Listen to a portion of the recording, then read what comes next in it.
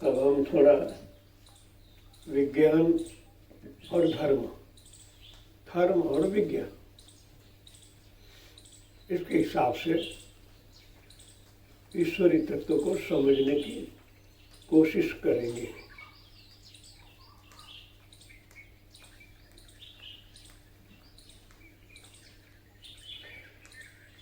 बीज रूप से यह अलौकिक एवं अतीन्द्रिय क्षमता हर किसी में मौजूद है।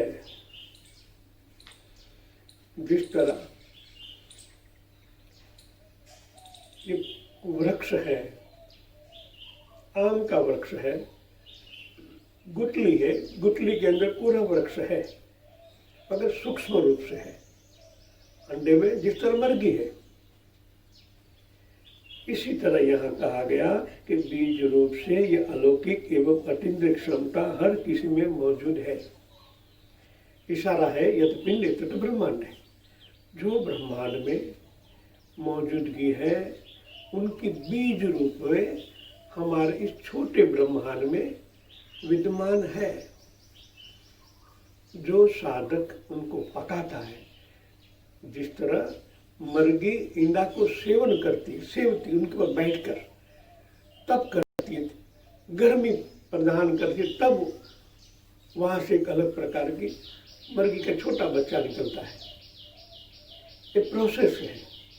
इसी तरह साधना से, तपस्या से हमारे अंदर विद्यमान जो बीज रूप में हर संभावनाएं हैं उनको साधना द्वारा प्रकट किया जा सकता है। यह संभावना हर किसी के सामने खुली पड़ी है कि उस दिव्य शक्ति को प्रयत्न पूर्वक विकसित करके न केवल अपना वरना दूसरों का भी भला कर सकते हो। जिस तरह आपके पास ज्यादा पैसा है तो आप दूसरों को हेल्प कर सकते हो ये कोरोना काल में। इसी तरह आपके पास जब ये दिव्य विद्याएं, दिव्य शक्तियां जब ज्यादा हो जाए तो आप दूसरों के भले में उनका यूज कर सकते हो। ये दिव्य शक्ति यानी प्राण शक्ति, इनके द्वारा आप दूसरों का भी कल्याण कर सकते हो।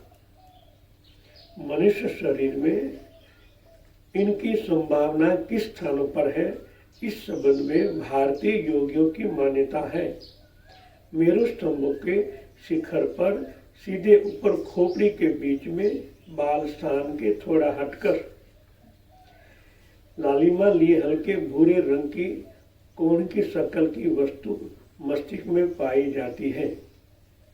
ये गुच्छ का पुंज है जिसमें छोटे छोटे खुरखुरे चुनेदार अणु होते हैं। इन्हें मस्तिष्क बालुका कहा जाता है। जब इनको प्रैक्टिकल में देखते हैं, ये हमारी मोडिला ओवलिला ग्रंथि, इनमें हर प्रकार की संभावनाएं मौजूद है। बाह्य जगत और आंतर जगत की बीच की कड़ी है। बालुका कहा गया है, वही हमारी मोडिला ओवलिला डेंटा ग्रंथि है। उस ग्रंथि दोनों तरफ का कार्य करती है। जब आपके ज्ञान कोशों का विकास होता है तब वो अंदर की ग्रंथियां इस मोडिला ओवलिका ग्रंथि के द्वारा ब्रह्मांड के साथ कनेक्टेड होती है। इनको हमने थोड़ा अलग नाम दिया है। जब मैंने उनको प्रैक्टिकल किया था, कौन सा नाम दिया था?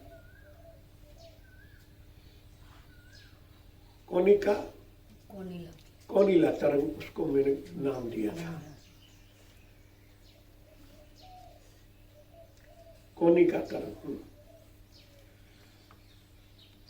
जब आंतर ग्रंथि तैयार हो जाती, इनके द्वारा आप ब्रह्मांड, जिनको हम कहें हमारी माइंड में एक हार्ड डिस्क है और ब्रह्मांड भी हार्ड डिस्क है, बड़ी है, मगर उनके साथ तार जोड़ने के बाद आप संकल्प से इस ब्रह्मांड की कोई भी गतिविधि को अनुभव कर सकते हो। थोड़ी साधना करनी पड़ती है, ये हो जाता है। मैंने तो इन ग्रंथि का कई बार उपयोग किया है और प्रैक्टिकल भी साधकों को करवाए। देखो, आप इनके साथ कनेक्टेड हो, ये संकल्प करें, दूर में कई हजारों किलोमीटर दूर आप उनका अनुभव कर सकते हो।